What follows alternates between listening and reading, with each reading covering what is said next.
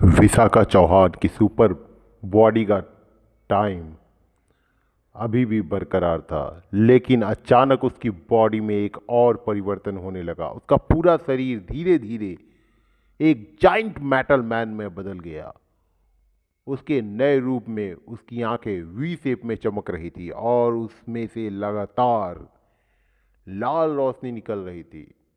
विशाखा, जो अब एक मेटल मैन में बदल चुकी थी, पूरी ताकत से उस क्रिस्टल लिजार्ड की ओर झपटी और उसे एक जोरदार पंच जड़ दिया।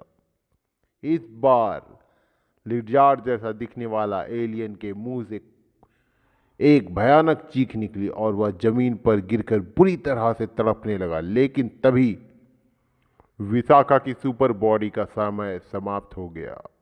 वह धीरे धीरे अपने नॉर्मल रूप में लौट आई और बेहोश होकर जमीन पर गिर पड़ी। विशाखा चौहान की हालत बेहद गंभीर थी। उसका पूरा शरीर खून से लथपथ था।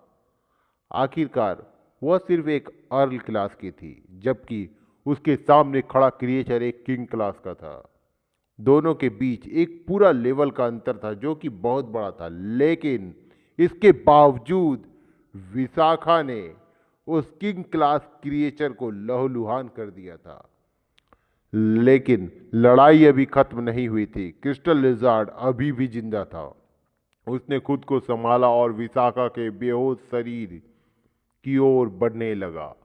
उसके पंजों में घातक ऊर्जा समा रही थी और उससे वो खत्म करने की चाह में उसकी ओर बढ़ने लगा। फिर अचानक एक धड़ाम की आवाज आती है। अचानक वह क्रिस्टल लिजार्ड मीलों दूर जाकर गिर गया। लिजार्ड को इतनी जोर से फेंकने वाला कोई और नहीं बल्कि वीर था। उसने एन मौके पर आकर हमला कर दिया, लेकिन अभी भी वह क्रिस्टल लिजार्ड मरा नहीं था। वीर ने अपनी हथेली उठाई और अपने स्पेल को बुलाया। स्पेल, इसे खत्म कर दो। वीर ने जैसे ही कहा, वीर के इतना कहते ही स्पेल के कंधे पर एक विशाल रॉकेट लॉन्चर दिखने लगा। उसने बिना देर किए सीधे उस क्रिस्टल लिजार्ड पर फायर कर दिया। एक जोरदार धमाका हुआ और एक भयानक विस्फोट। चारों ओर धुआं ही धुआं फैल गया। जब धुआं हटा तो वीर ने देखा कि लिजार्ड का नामो निशान तक मिट चुका था। वीर की पावर स्क्रीन पर एक नोटिफिकेशन आता है, आपने किंग क्लास क्रिस्टल लिजार्ड को मारा है। आपको इसकी डेविल सोल हासिल हुई है। इसके अलावा थोड़ी देर खोजने के बाद वीर को उस क्रिएचर का जिन मटेरियल भी मिल जाता है। अब वीर का ध्यान विशाखा चौहान की ओर गया, जो अभी भी बेहोश थी। बिना देर किए उसने अपने गोद में उठाया और तेजी से अपने क्रिस्टल पैलेस की ओर उड़ चला। क्रिस्टल पैलेस में पहुंचते ही वीर ने जैसे ही महल के पास क्वीन को देखा, उसने क्वीन को आवाज़ दिया, क्वीन देखो, विशाखा बहुत ज़्यादा घायल हो चुकी है। इसे तुरंत इसके कमरे में ले जाओ और सुनो, हीलर को बुला लो ताकि वह इसका इलाज कर सके। वीर ने आदेश देते हुए क्वीन को कहा। क्वीन ने बिना कोई सवाल किए विशाखा को उसके कमरे में पहुंचा दिए। जाने से पहले वीर ने क्वीन को एक पेंडेंट दिया और कहा, जब विशाखा होश में आए तो उसे ये 9 लाइफ कैट पेंडेंट दे देना और इसका इस्तेमाल कैसे करना है उसे समझा देना। वीर ने कहा। क्वीन ने सहमति में सिर हिलाया और वहां से चली गई। कुछ दिनों के बाद विशाखा चौहान अब पूरी तरह से ठीक हो चुकी थी। दूसरी तरफ वीर अपने सोफे पर चुपचाप बैठा था। तभी एक्स किंग उसके सामने आकर खड़ा हो गया। एक्स किंग ने कहा, हे डूड, तुम अकेले क्यों बैठे हो? चलो शिकार पर चलते हैं। एक्स किंग ने बहुत ही एक्साइटमेंट में कहा। वीर ने सिर हिलाया, सॉरी एक्स किंग, लेकिन मुझे धरती ग्रह पर जाकर कुछ जरूरी काम निपटाने हैं। एक्स किंग ने कहा, ओह, लेकिन मेरा तो शिकार पर जाने का मन है। अगर तुम ना ही जा रहे हो तो मैं अकेला चला जाऊं।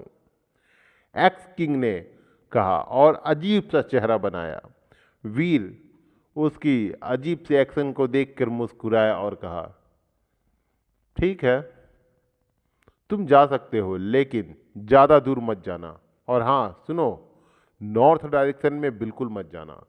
अगर अकेले जाने का मन नहीं है तो सिल्वर फॉक्स को ले लो, वो अभी फ्री बैठा है। एक्स किंग ने हंसते हुए हामी भरी और वहां से चला गया। वीर एक बार और क्रिस्टल पैलेस की ओर देखा और फिर उसने अपनी स्पीड बढ़ाई और पृथ्वी ग्रह की ओर चल दिया। पृथ्वी ग्रह आने के बाद वीर नोटिस करता है कि जो चिड़िया बारबी के साथ हमेशा खेलती थी और कुछ दिन पहले ही एक अंडे में बदल गई थी, अब वह अंडा टूटने वाला था। वीर को यकीन नहीं हो रहा था कि उस अंडे से क्या निकलेगा, इसलिए वह कुछ दिनों के लिए अपने घर पृथ्वी ग्रह पर ही रुक जाता है। कुछ दिनों बाद वीर अपने बिस्तर पर बैठा चाय पी रहा था, तभी उसे महसूस हुआ कि अंडा अब किसी भी पल फट सकता है। वह जल्दी से अपना सारा काम छोड़कर कलेक्शन रूम में चला गया। यह वही जगह थी जहां सिर्फ उन आइटम्स को वीर लाकर रखता था जो उसे ने जीन यूनिवर्स से कलेक्ट किए थे। वीर अंडे को ध्यान से देख रहा था और उसे वह पल याद आने लगा जब उसने इसे फिनिक्स किंग की एक रहस्यमय दुनिया से पाया था। यह चिड़िया तब वीर के द्वारा लाए गए डिफाइड एलियन के शरीर को खाने के बाद अचानक एक अंडे में बदल गई थी। अब जब वह अंडा फटने वाला था, वीर सोच रहा था कि बाहर निकलने के बाद उस चिड़िया में क्या बदलाव आएंगे। करीब 5 घंटे इंतजार करने के बाद वीर को महसूस हुआ कि अंडे के अंदर कुछ हलचल हो रही थी। देखते ही देखते अंडे में दरार पड़ने लगी और उसके अंदर से एक तेज रोशनी निकलने लगी। यह रोशनी इतनी तेज थी कि वीर ने भी अपनी आंखें बंद कर ली। कुछ ही समय के बाद अंडा फट गया और उसकी चमक पूरे कमरे में फैल गई। जब रोशनी धीरे धीरे कम हुई, वीर ने चारों ओर देखा, लेकिन उसे चिड़िया कहीं दिखाई नहीं दी। ये क्या, चिड़िया आखिर कहाँ गई? वीर सोचने लगा। वीर ने पूरी जगह छान मारी, लेकिन उस चिड़िया का कोई निशान नहीं मिला। तभी बारबी ने उत्साहित होकर कहा, डैड देखो, ये चिड़िया कितनी छोटी हो गई है। वीर ने चौंक कर कहा, कहाँ है? मुझे तो कुछ भी नहीं दिख रहा। तुम इसे कैसे देख सकती हो? बारबी ने कुछ जवाब देने से पहले ही किसी चीज के साथ खेलने लगी। वीर को अब भी कुछ दिख नहीं रहा था। तभी वीर ने प्रोफेसर मंत्रा एक्टिवेट किया ताकि वह किसी भी चीज का बारीकी से विश्लेषण कर सके। इस शक्ति के सक्रिय होते ही वीर ने उस चिड़िया को ऊर्जा को महसूस किया। वह अब भी उसे देख नहीं पा रहा था, लेकिन उसके एनर्जी सिग्नेचर का अंदाजा वीर को हो गया था। तो यह इतनी ज़्यादा छोटी हो गई है कि मैं इसे आंखों से देख नहीं पा रहा हूँ, लेकिन बारबी इसे कैसे देख पा रही है? वीर मन ही मन सोच रहा था। कुछ देर बाद वीर ने महसूस किया कि वो चिड़िया बारबी के कंधे पर बैठी थी। इसका मतलब था कि जैसे ही वह अंडे से निकली, वह उड़कर सीधे बारबी के पास चली गई थी। वीर ध्यान से उस चिड़िया का विश्लेषण करने लगता है। वह पूरी तरह से लाल और नीले रंग में रंगी हुई थी। उसकी चोंच उसके शरीर के बराबर लंबी थी, जिसका रंग डार्क ब्लू था। वीर को अब भी नहीं पता था कि इसकी असली शक्ति क्या थी, लेकिन जब उसने प्रोफेसर मंत्रा से उसका निरीक्षण किया तो उसे महसूस हुआ कि इस चिड़िया का ऑरा बेहद खतरनाक था। यह कोई साधारण चिड़िया नहीं थी, यह कुछ बहुत ही खास थी। वीर मन ही मन सोच रहा था। उसके बाद वीर ने जब अवनी शेरगिल घर जाने का फैसला किया और जब वह अवनी शेरगिल के घर के पास पहुंचा तो उसे कुछ गार्ड्स ने रोक लिया। कुल मिलाकर 20 बॉडीगार्ड्स थे और वे सभी अपने सकार ग्रह के म्यूटेंट जीन पॉइंट्स की मैक्सिमम लिमिट को पार कर चुके थे। वीर को तुरंत एहसास हुआ कि उनमें से दो बॉडीगार्ड्स ने अपनी सीक्रेट ब्लड जीन पॉइंट्स की मैक्सिमम लेवल तक पहुंच गए हैं। इन गार्ड्स को वीर का ऑरा कुछ ज़्यादा ही खतरनाक लगा, इसलिए उन्होंने उसे रोकने का फैसला किया। इनमें से कोई भी वीर को पहचान नहीं सका क्योंकि वीर ज़्यादातर जीन यूनिवर्स में ही रहता था और बहुत कम पृथ्वी ग्रह पर आता था। हालांकि वीर और इलेक्थॉर की लड़ाई पूरे यूनिवर्स ने देखी थी, लेकिन उस वक्त वीर सुपर गॉड स्पिरिट मोड में था, जिससे उसका असली रूप किसी को समझ नहीं आया। यही वजह थी कि ये गार्ड्स उसे पहचान नहीं पाए। तभी उनमें से एक सीक्रेट ब्लड गार्ड अपनी बड़ी सी शील्ड को तैनात कर वीर का सामना करने के लिए तैयार हो गया। दूसरा गार्ड अपने हाथ से अचानक चारों ओर से जहरीला धुआं फैलाने लगा, जो वीर को निगलने के लिए तैयार था। लेकिन वीर बिल्कुल भी डरा नहीं, उसे किसी प्रकार का कोई भी प्रॉब्लम नहीं हो रहा था और वह शांत खड़ा था। ये देखकर सभी गार्ड्स अचानक अवाक रह गए।